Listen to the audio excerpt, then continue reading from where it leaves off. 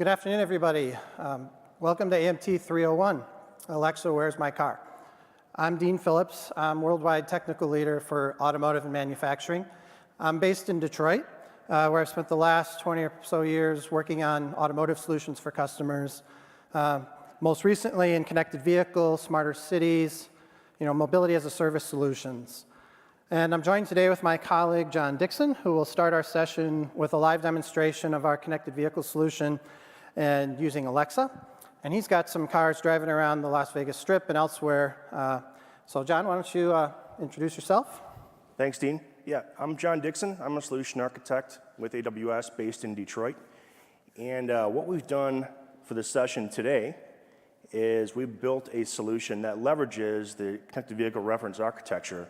We put vehicles on the road with a kit that includes green grass on a Raspberry Pi and a few other sensors. We put them on the road today. And the first thing I want to demonstrate is a quick Alexa skill we developed on top of the reference architecture just to exercise some of the integration that's possible with this. Alexa, where's my car? Hi there. Hope you're having a nice time at reInvent. Which car can I locate for you? Car number 6. Found it. Your car is currently in the area of Gibson Springs, Henderson, Nevada, United States. So pretty simple demonstration there, but as we'll talk about, as Dean will cover in the next few minutes here, how all that went together. It's fairly simple, but there's a lot of moving parts. Luckily, we put this in the reference architecture for you to download freely today. And Dean, with that, take it away. Okay. So today we'll start out with an overview of AWS and the automotive industry, and then kind of set the stage for the state of the industry, and then we'll go into the connected vehicle solution, the reference architecture, dive into the use cases, understand what we mean when we say by that, and how to use the architecture. We'll talk about the edge computing, data ingestion and analytics, and then I'll end with an introduction to the IoT Device Simulator and our reference implementation of the AWS IoT framework for automotive-grade Linux. And then I'll hand it to John again, and he'll go in and show in much more detail the solution that he just showed you. So there are several megatrends driving the industry today. Electrification has really mandated connectivity with completely new approaches to vehicle operation. It's the first time where we start to see where bits and bytes actually become more important than mechanical and fossil fuels to make a vehicle move.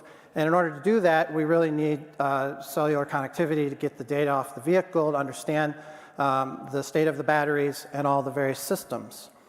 Another component to this whole transformation is the expectation of what consumers have when they think about their vehicle and the infotainment and the services that are provided. Obviously, if we think about our mobile phones and how easy it is for us to download new content, we expect that to appear in our vehicles. And then you pair that with the onset of autonomous driving and how that's going to transform the rider experience inside the vehicle. So we're looking at entirely new ways to formulate the vehicle interior, and what is the expectation of a passenger? How does the passenger interact with that vehicle? And we'll find that using voice and natural language is really going to drive that, if not just from an application. And then, of course, all of this is enabled by the onset of cloud computing. We wouldn't be able to make the advances in automotive today and with all of these different new transformational technologies and mobility and autonomous without the capabilities that cloud computing gives us. And a couple other things about ownership models. I mean, if you think about the ownership of a vehicle, we're looking into subscriptions, the concept of a subscription to a vehicle. Companies like Porsche, Hyundai, Cadillac, and Volvo, among some others, have created a model where you can subscribe to a vehicle. It comes fully insured. It has included maintenance, and then even some of them allow you to change vehicles out for the purpose that you need. So, example, on a weekend, let's say you want to pick up because you're going to do some yard work or whatever. and then you want a sports car during the week or something like that. So these kinds of flexibilities really demand software to make it happen. And one of the things that really is interesting that I thought was kind of forward thinking at the time, 3 years ago, Bill Ford was interviewed by McKinsey in an analyst interview, and he made the bold statement that we need to become a mobility company. So we're going to sell fewer cars in the future, and we need to create mobility services and become a software and services company. And that's really what we're seeing today. So if you consider all of that, there are numerous components inside a vehicle. So the vehicle is made up of multiple different types of hardware. There are many different electronic control units kind of scattered around the vehicle with purpose-built hardware and software embedded in them. If you consider that, there's no real common standard of implementation either with this. And combine that with all the code, we're seeing an average of just over 100 million lines of code in the vehicles that are built today. 100 million lines of code in a car, which is really quite amazing to think that it actually can get down the road. And then now you think about the data. So all those devices, all those ECUs and sensors are generating tons of data. If you look at a Ford Fusion Energy circa 1913, they generate about 25 gigabytes of data per hour. That's a lot of data. But then if you fast forward to today and you consider an autonomous vehicle that you see driving around on the roads that are, the OEMs are training these devices, these cars to understand their surroundings. All the sensors inside that vehicle really generates around 30 to 40 terabytes of data for every 8 hours of driving. Plus or minus, and depending on who you talk to, they do compression in different ways. But that's really kind of like a generic number for you to understand. And so you get the point. You think about a vehicle, it's really like a rolling data center. It's data center on wheels. It's got all the complexity that we have in our own on-premise data centers. So what has Amazon been doing in automotive? If you take a look, we've been around this space for quite some time. If you consider, many of the mobility startups and the map providers, the OEMs, many of them have built their solutions on AWS.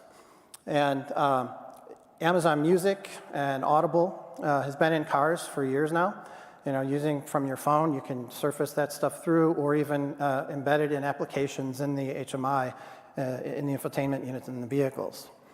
So we've been supporting all of this from the cloud side, so not just from the cloud services, but if you look more broadly at the Alexa team, for example, Alexa Automotive released an SDK that provides a hybrid voice engine so that when you don't have connectivity, you're able to control the vehicle with a limited domain of language models for things like navigation or HVAC controls in the car, pop my trunk, those types of things. You need to have that capability without connectivity. But then you also can, with the full Alexa skills framework that exists, you can invoke any skill and when you're online and bring that Alexa ecosystem into the vehicle. And of course, we've announced earlier this year the trunk delivery, so things like that. And then, of course, rear seat entertainment experiences for luxury vehicles and then family minivans, things like that. We talked about all the data and all the different services that, starting to see some of the services in the vehicle, you need to have connectivity. So there's kind of a history of the different types of connectivity that are in vehicles today. Some or all of these are all together in a car. Let's look back a few years and with the BYOD concept, bring your own device. One of the first sync implementations, you'd plug your phone into the USB port. You could do play music and things like that, but using tone over dial, you could get a vehicle health report or even a 911. And so you'd notice while you're driving along, the speakers would mute and there'd be a message on this, on the screen that would say sending a vehicle health report, and it takes over your phone, and makes a phone call and sends the data and then hangs up. Pretty low tech, but it worked. And then, combination with CarPlay and Android Auto, again, it's using applications from your phone projected onto the screen in the vehicle. Next would be satellite. Of course, we all know all about Sirius XM and the infotainment capabilities that you have there with traffic and weather, and you can even get movie times. But where it comes into this conversation is, some truck fleets were first connected using satellite technology. So again, that's a technology that's here to stay probably for quite some time. And then the aftermarket. That's how John did the demo earlier, where we had an ODB2 interface, about 16 inches from the center of the steering wheel. Usually underneath is a port called the onboard diagnostics port. And you can plug a device into that and get data through the interface, and then do whatever you'd like with that. And these devices come in, have all kinds of different communication protocols, Wi-Fi, Bluetooth, and of course all the various cellular capabilities. And these are used for aftermarket solutions. Ford released a device sometime earlier this year or last year, where if you don't have the newest car with an embedded modem, you can buy one of these and pop the trunk, do that kind of thing. And then there are also, from different telephone companies, cellular companies, they've got fleet solutions that are using an ODB2 device. And then lastly, what's really driving the change, everybody's in a race to improve or create an embedded modem in the vehicle, so they have embedded connectivity for the telematics aspect and the command and control to unlock the door, start the car. But you also have companies putting in, Wi-Fi hotspots into vehicles. So now we've solved the basic connectivity problem. There have been many, for years, OnStar has, been connected. Volvo had cars very early on. And, many customers already have embedded solutions in place. So you can have some form of telematics capability, but the amount of data that they're sending is not quite where they want to be. So they really want to get to the point where you can run advanced analytics, do some machine learning, establish a data lake that's really valuable to the product engineers, and looking at building their second and third generation platforms. So customers asked us last year, before I joined, I've been here about 16 months, customers are asking us, how do we build our next gen platforms on AWS? What do you recommend? So we got our solution builder team to go out and talk to customers and figure out, what are all the common computing patterns for this type of solution? What are the common use cases? And they really listen to customers and to, how to do that. And I think they've done a phenomenal job. And hopefully, our job today is to give you, once I get through this high-level stuff, give you a little deeper dive into, where to find the solution, how do you deploy it, and get familiar with it. So I'll get into that today. And so on this website, if you Google AWS Connected Vehicle, you'll come to the Answers website, and you'll find a CloudFormation template there with an implementation guide. And you just simply click the CloudFormation template button, and it will launch into your account. It takes about 3 minutes, and you have the entire reference implementation up and running. And we realize that this is not a telematics solution per se. It's not a production environment for you. But this is the beginning, the 70% of some of the core capabilities for you to build on and, embrace the builder culture, build that custom connected vehicle experience or mobility experience that your customers demand. So you can go to the site and get all that, set it up. There's a link also for the source code. The presentation, so I think will be on SlideShare later. I'd make another point there as well, Dean, in that that solution, about 3 minutes to deploy it. The solution we're going to talk about a little bit later is about $50 or so in the vehicle. Okay. And it's all serverless, right? So there's zero capital required to get started and get your hands on a functional telematics system. Yeah, that's a great point. And actually goes to my next slide where I'll talk about the fact that this is serverless. So when the customers asked us, hey, how do we do this today in your environment? We looked at the established patterns like I mentioned, and we did it all serverless and with managed services. So we have a lot of Lambda. Every service is managed, all microservice based. It's scalable at every level, it auto scales, and it's a pay-as-you-go model, and we provide the source for any of the code that's in it. So the thought here is you can spin this up, and if you didn't touch it, it might cost you about $40 a month, somewhere around there because of the Dynamo charges. So just keep that in mind when you get started. But it's really flexible with low cost to entry. So what are the common use cases? So we looked at, the whole, you can go crazy with the different mobility experiences, but we needed to provide a core. So if we consider the first one, we have to get the data. So we have secure data consumption, where we push the data from the vehicle and land it in the cloud, put it into S3. Talk about that in a minute. Next one is driver behavior. How are drivers using the vehicle? What are the conditions? In our example, we provide a driver safety score.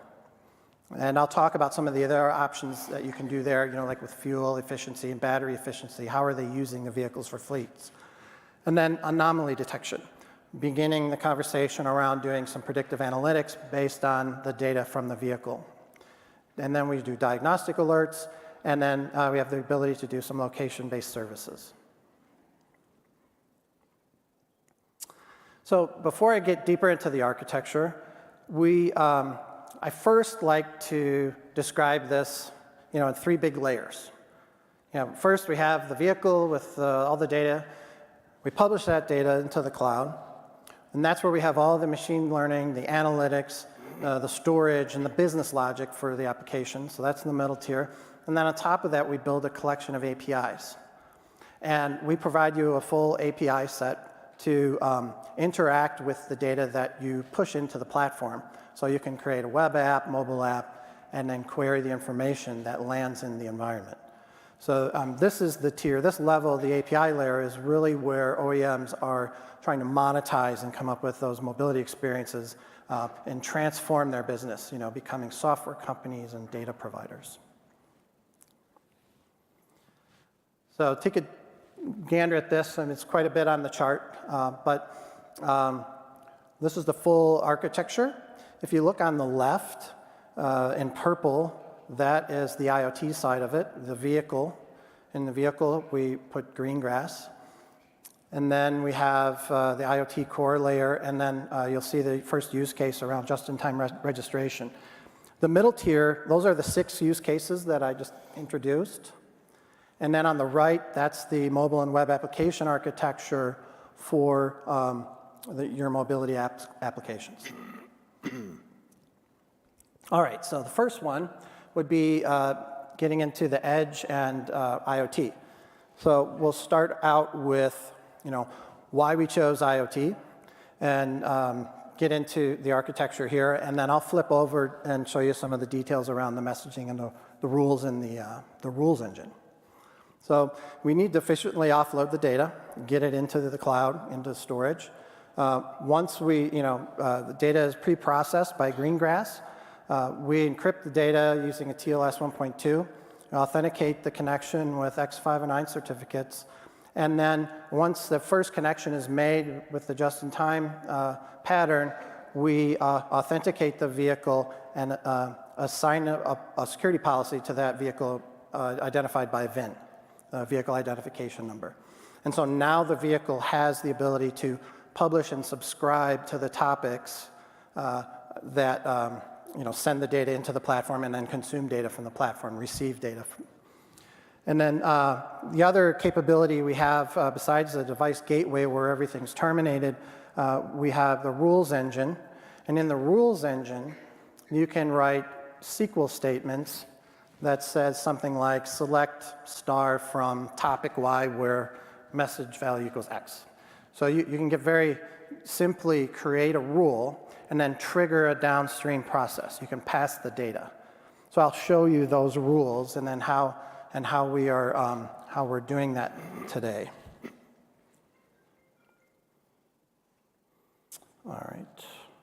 So I'm going to flip over to the other screen.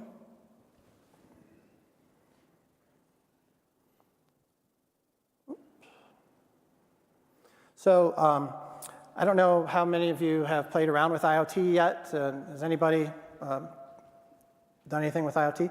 Okay, so you may understand some of the concepts.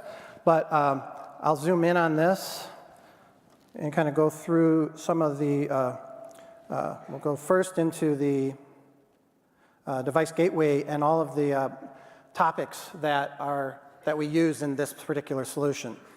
So you see the first 3 rows in the table here are the telematics, vehicle trip info, and diagnostic trouble code. Those are the publications from the vehicle side. So publish it to connected car, telemetry, and by VIN, and then the message payload. And so this is the first core message, the most important one. The next one is we have the concept of a trip. Everybody likes to think of trips when you talk about connected vehicles or telematics solutions, from key on to key off, and we aggregate the trip data in Greengrass, and at the key off event, we push the bundle. And then we do diagnostic trouble codes. So when we detected DTC from the CAN in the car, we're going to fire a DTC message to a particular topic, have a rule that runs on that and processes it appropriately. And then we have 4 subscriptions. One is an anomaly alert. So I'm going to give you a demo. We've got just like a demo client where we show how this all works. And we're going to push an alert down to the vehicle, so the vehicle subscribes to that alert. And then we get DTCs.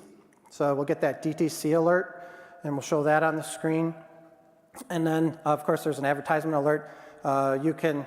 We probably should have just called this, it's a basic geofence capability. If the vehicle's in a particular location, take this action.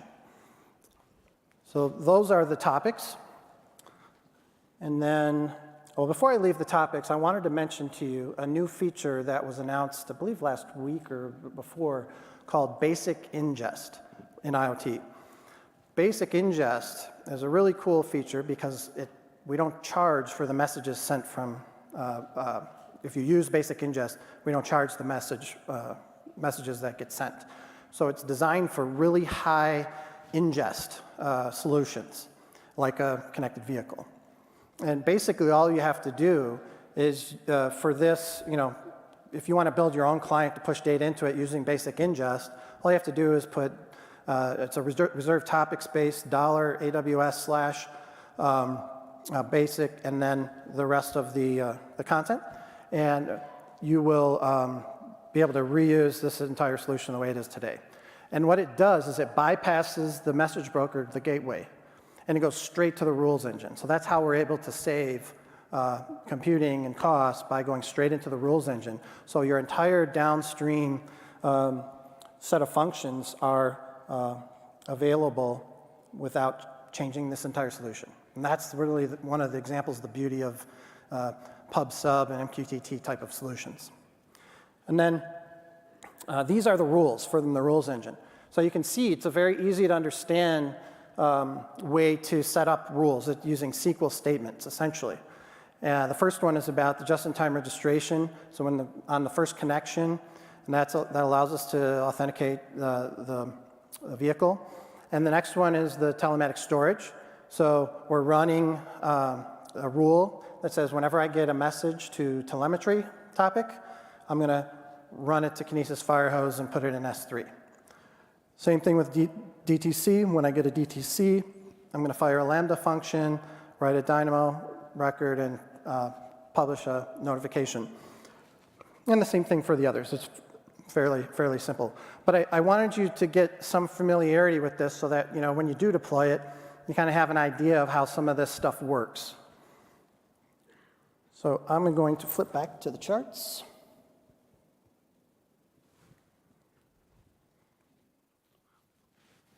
So I had to do a plug about MQTT. It is basically becoming, I think, if there is such a thing, a de facto standard for connected vehicle messaging. There are obviously alternatives, and if you think back years ago, some of the first solutions were all based on UDP. But because of the shortcomings of UDP, they had to build on top of UDP an entire stack, a very chatty stack, to ensure messages are delivered. I'm sending a message that's this, and then unlock the door, and then you send another message back. you sent me a message, unlock the door, I'm unlocking the door. And then you send back another message, unlock the door successfully. You know, lots of back and forth, not quite as efficient.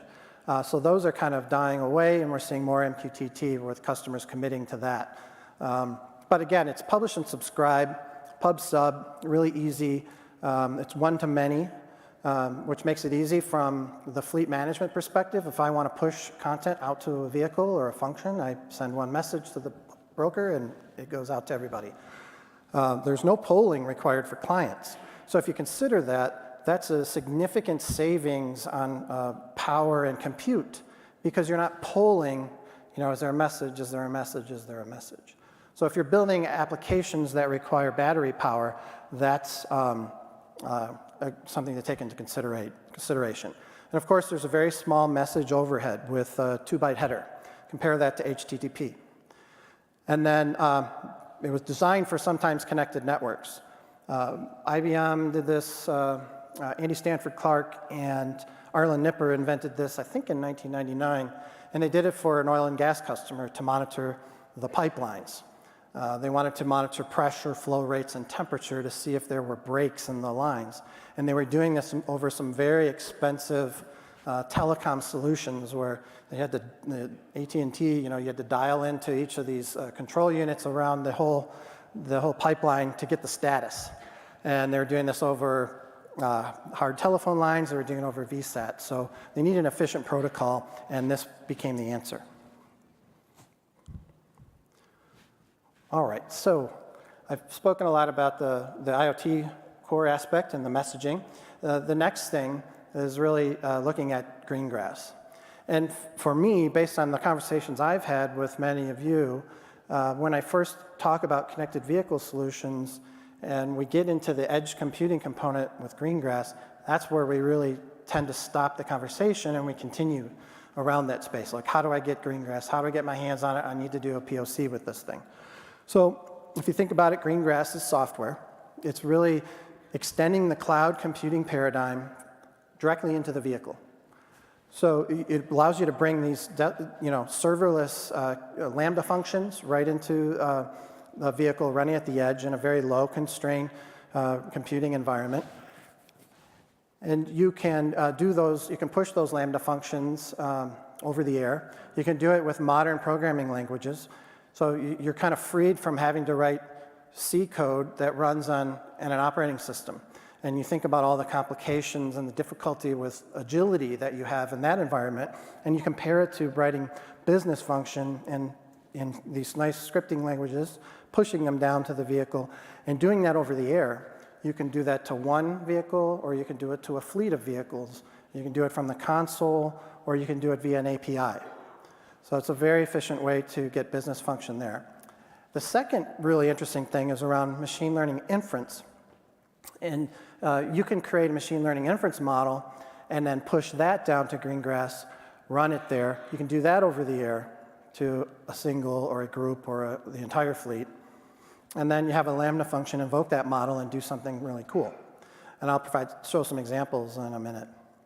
And then, the other feature, Greengrass can operate in a disconnected manner. It doesn't need to be connected to the cloud to do for those Lambda functions or those models to run in the vehicle. It can also serve as a microbroker to other IoT endpoints that might be in the vehicle. So lots of capability there, and really spending a lot of time talking to customers about this. So last year at CES, we built a demo to try to show the power of Greengrass and what you could do with it. And we did a distracted driver demonstration. My good friend Mahendra Bairagi, who some of you may know, he's now on the ML team, he was on the IoT team. He developed this demo in a matter of 2 days. He got the idea and went to work. So basically what you're seeing on the screen is that architecture I started to introduce with Greengrass as the hub inside the vehicle for messaging between maybe some of the major components. I'm not exactly sure which one those should be, but that's up to you. I know that a particular OEM that I used to work with is building their own microbroker to do this exact same thing by having publish and subscribe within the vehicle over an Ethernet architecture for their new electrical architecture of the vehicles. So in order to demonstrate that, we grabbed a deep lens. Just because it's a convenient form factor, it gave us a Linux operating system, it has green grass in it, and it has a camera and a GPU. So it made it really cool and easy for us to build this demo. The second thing we had was a free Amazon FreeRTOS device, a multi-sensor device, and it sent gyrometer and basic accelerometer, temperature things, sends that data into Greengrass.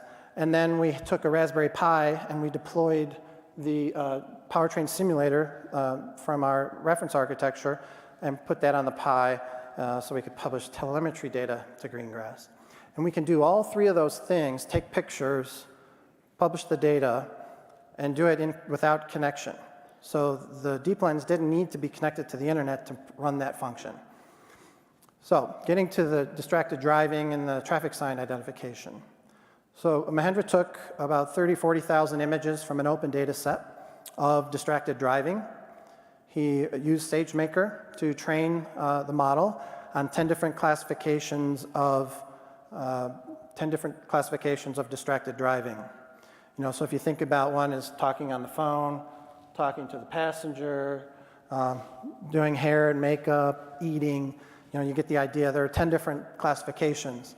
And so we were doing a demo where we'd have somebody come up and we had to put the camera at the right angle, but we would do that and or reach for the radio and it would tell us that we had distracted driving. So it was really cool. He did that in like 2 days using SageMaker. And it's nice because you can push the model from IoT out to the endpoints. So that just gives you an idea of what you can start to do.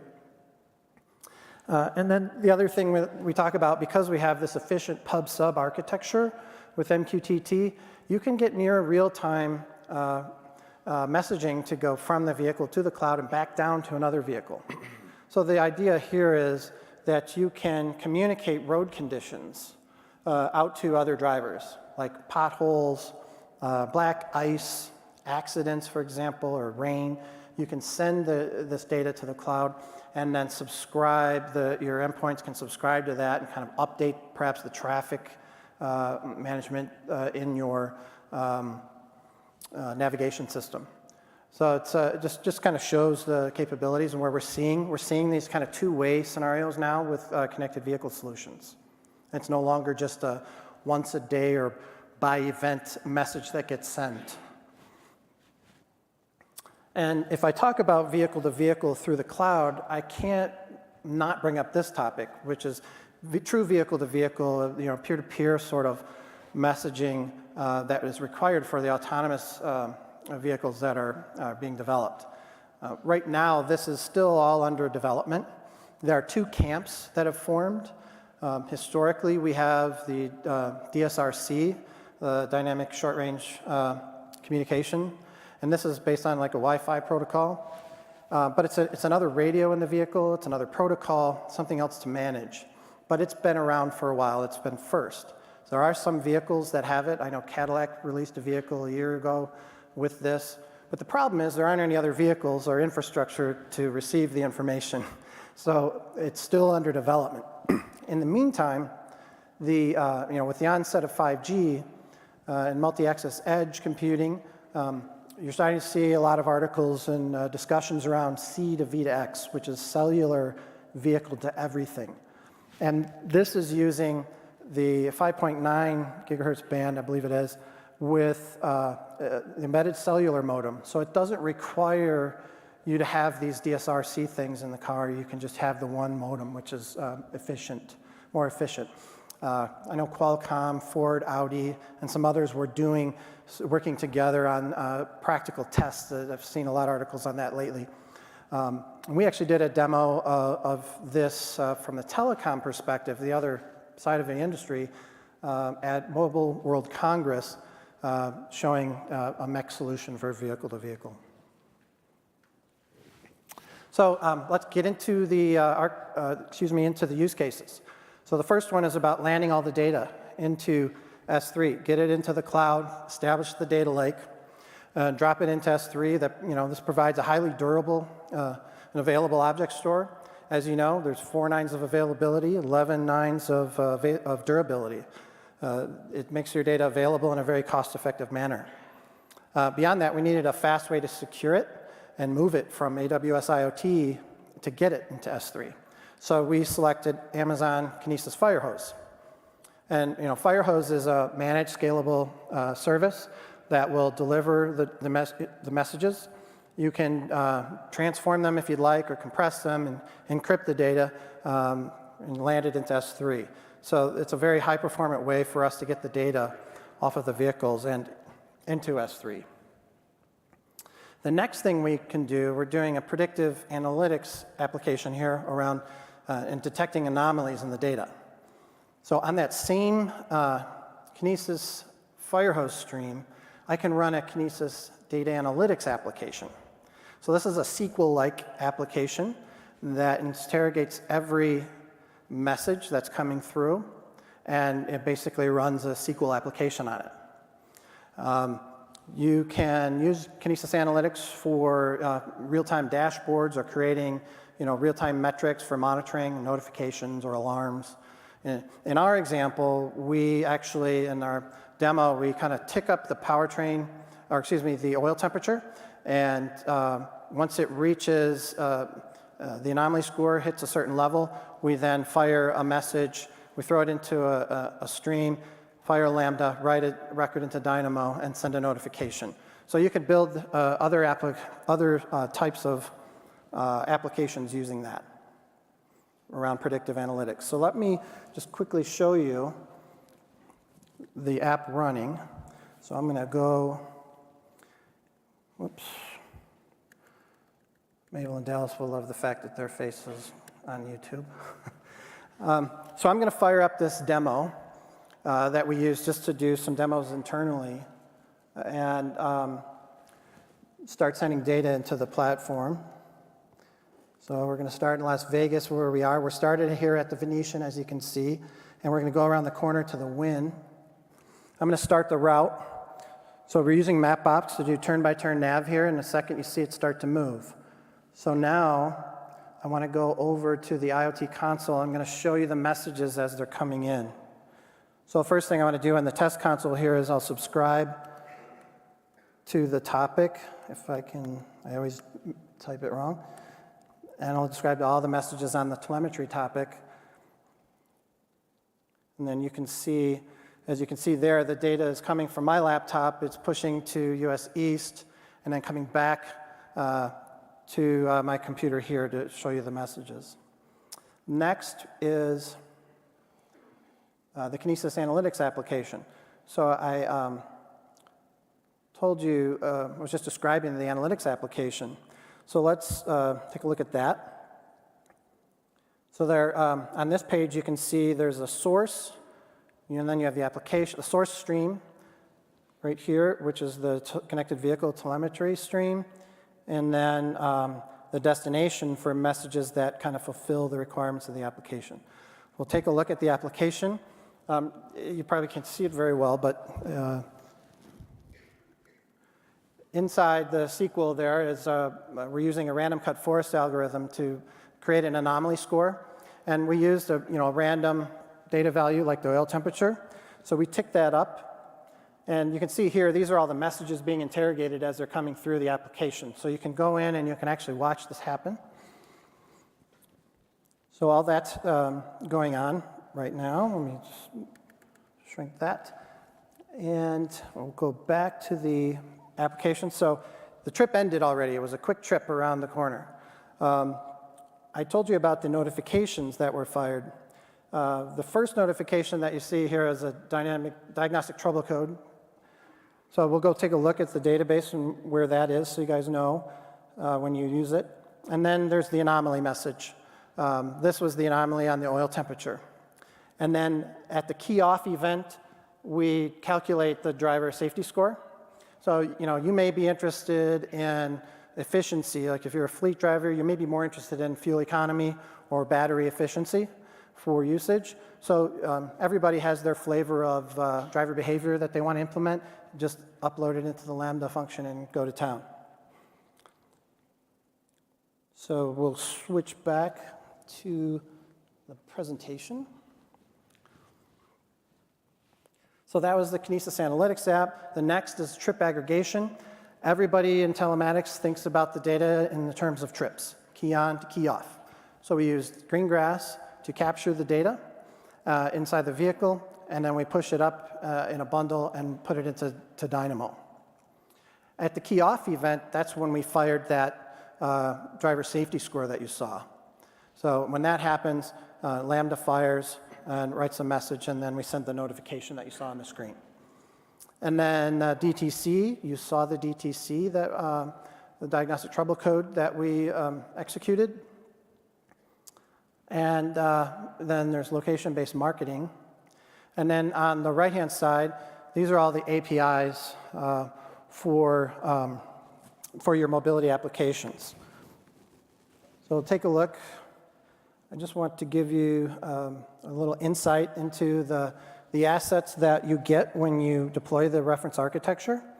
So if you see on the left-hand side all of the tables that have the CV ref arc, those are the tables that were created. And in there, we can jump into the anomaly table, and we'll take a look at the anomaly that I just created for the drive. We'll sort this. So this was the last trip I did just now. Open up the record, and you can see the oil temperature was 303, was too high, and the anomaly score above was a 53.8. So that gives you an idea on that data source in the tables. And then the other thing is the DTC table. So we had a DTC that was triggered. Take a look at that one. And that is a mirror passenger horizontal switch circuit short to battery, whatever that means. But this is all real ODB2 data. Our powertrain simulator that you saw in that client pushes real data. All right, moving on. And then in the documentation, you can see the full set of APIs that are available. Oops, it's not forwarding. Here we go. You can see the set of APIs that you can pull down and get vehicle data and anomaly data and the DTCs and all that kind of stuff. So it's really easy to use and available. So I highly encourage you to take a look at the docs there. And then one last thing to show you. You're probably wondering, if I deploy this, how can I push data? I can't give you that little demo client, but I can give you this. So the IoT Device Simulator was a tool that the Solution Builder team released sometime mid this year. And what it is, actually first started as a way to push vehicle data into the connected vehicle architecture. But then other teams were asking, hey, I've got a fleet of things. I've got a bunch of doorbells or something I want to connect to. Do you have a simulator that you can help us with? So if you go to this site, again, you can search AWS IoT Device Simulator. You can deploy it. I think now it takes about 30 minutes because we're pushing out to some edge caching or local caching to make the web pages a little more performant. But you'll have it up and running. You'll get an email, create a login, and then you can log into the dashboard. Let me show you what that looks like.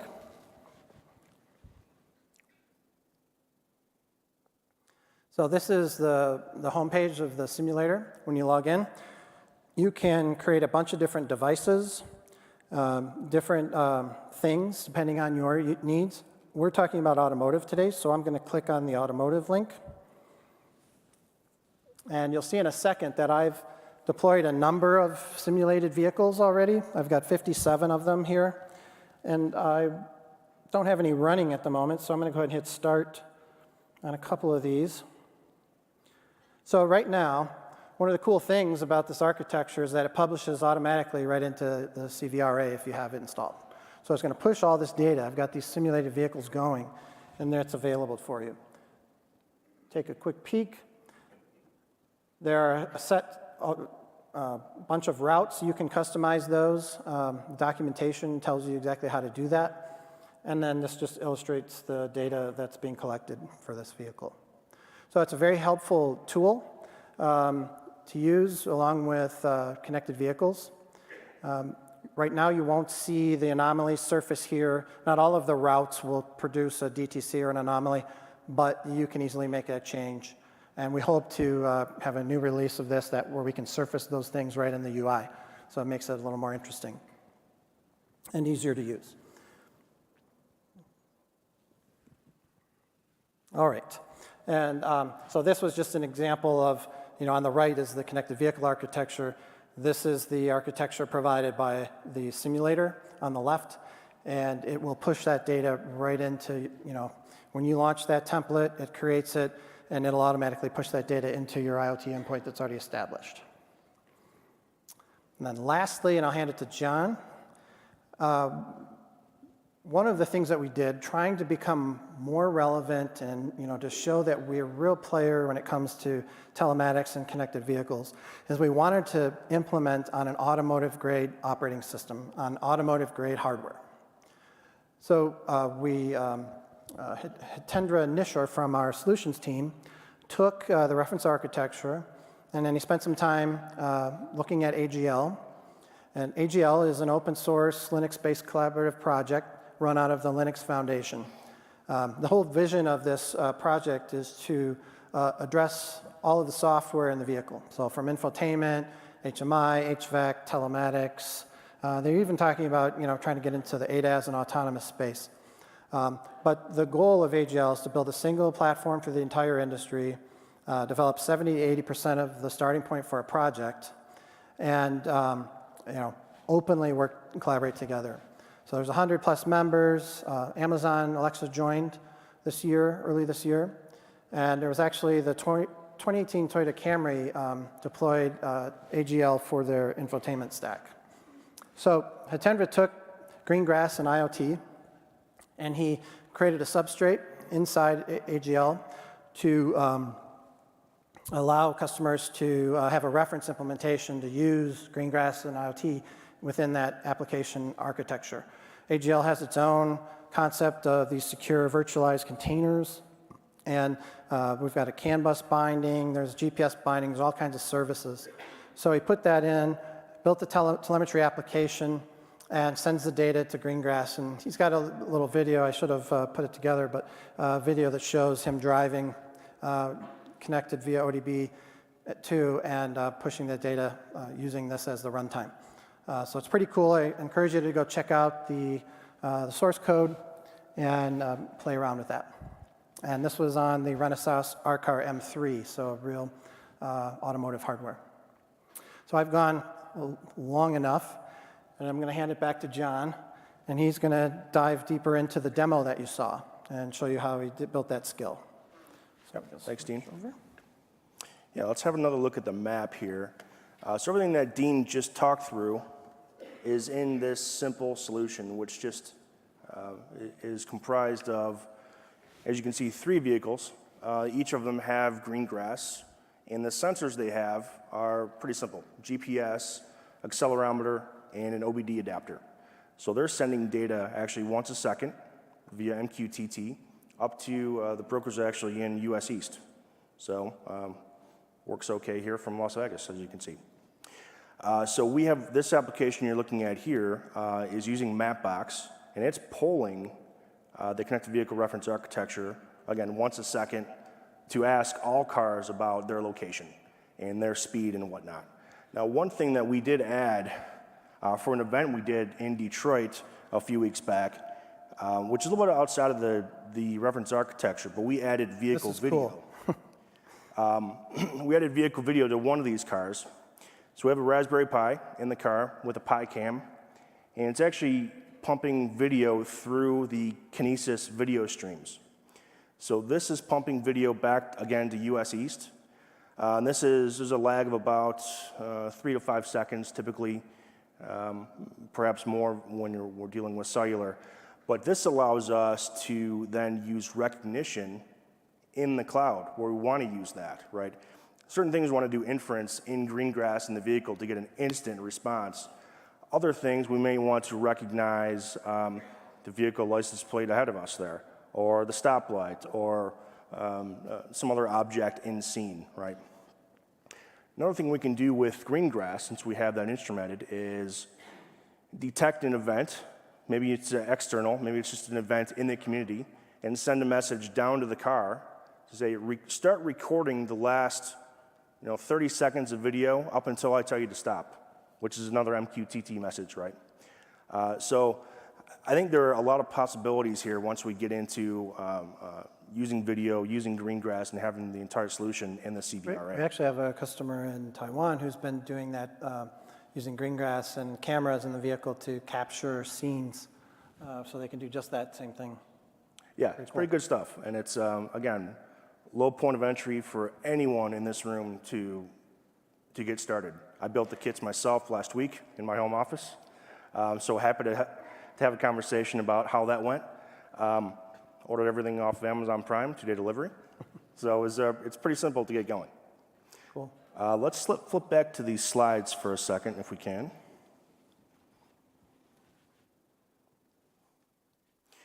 So what we built here is, again, a simple Alexa skill. We all know from a consumer point of view how Alexa works. We issue a voice command, Alexa, where's my car? That flows through the Alexa voice service, translates our command into something that a Lambda function can then operate on. And to give you a little more expanded view into this, we can issue commands, of course, to Amazon Echo devices, but now, since we have the AVS and the skills kit, we can embed Echo and Alexa functionality into a vehicle head unit or into any other device, as you may have seen the connected microwave and things of that nature. So you can follow the flow here from left to right. We issue the command into the Alexa device. That is recorded as speech into the speech platform. Once the speech is there, we're using automated speech recognition and natural language understanding to fish out that intent. It's important to understand that we're not trying to decode the entire voice string. We just want to get the intent out. And the intent we have is only one for this skill. It's where's my car? And it's a car location intent. And it's going to specifically just look for the car number. So when I ask for location of car number 2, 2 will end up in my Lambda function, and I can then operate on that. From there, the Lambda function actually pings API gateway, and as part of the reference architecture, the data about the location ends up in DynamoDB. So we bring back the latitude, longitude of the vehicle as it is on the map. An additional thing we do for the Alexa skill is instead of just returning lat-long coordinates, we want to get the actual neighborhood, right? The city state where the car is. So the Alexa, or the Lambda function, excuse me, also pings here maps to do a reverse geocode. And given the lat-long coordinates, it'll come back with a neighborhood, with a city state, things of that nature. And again, I think, in total, if you had some focused time to sit down and build this, you might be looking at a day-long type of effort there. And the idea here, as Andy mentioned in his keynote this morning, is to get out and build something, right? And not spend a lot of time thinking about the functionality, what it should do. Just get in there and build something, right? What we're talking about today allows you to do just that. And from there, you'll have 5 or 10 other ideas that come from that single exercise. And you'll build something else. And all of that is meant to be very low cost, very easy to do if you have a technical mindset, right? And we can't forget, tomorrow we have a workshop that we're doing where you get to deploy all of these things. You can deploy the reference architecture, the IoT Device Simulator, and we've got a couple enhancements to the architecture. We've got a fleet management interface. You can deploy that. We've got an Alexa skill, and we did a command, Greengrass component where we've built a command architecture just to do like unlock the door, start the car type of thing. So it's a lot. You won't be able to finish it all in the 2 hours, but you can get through some of it. So it's a good way to get your hands dirty if you want to join us. Yep, no, with that, Dean, I think that's all we had for today. Yeah. We're open for questions if you guys would like. We've got our email and LinkedIn IDs here, so if you guys want to hit us up with questions later or you know, anything you want to spark up a conversation, we'd be more than happy to do that. Yep, thank you.